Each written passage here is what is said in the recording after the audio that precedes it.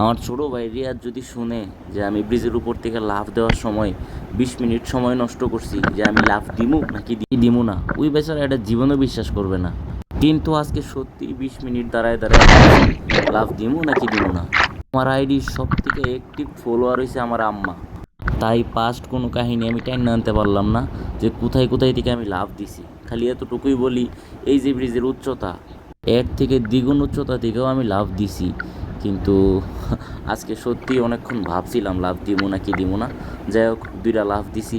খুবই ভালো লাগছে আসলে। পানি দেখলে যারা সাঁতার জানে তারা সাঁতার না কেটে থাকতে পারে না।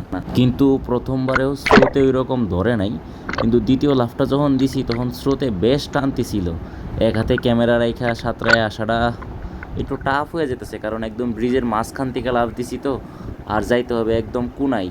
তো একটু স্রোত বারবার ধরতেছিল, তাই একবার সোজা, একবার ডুব সাঁতার, একবার সিট সাঁতার, সব রকমের সাঁতার দিয়া তীরে আসার চেষ্টা করতেছিলাম। প্রত্যেক বর্ষায় আর যাই হোক, আমি গোসল করতে কোনো না কোনো নদীতে যাই, তো এবারও আসছিলাম, ভালোই লাগছে।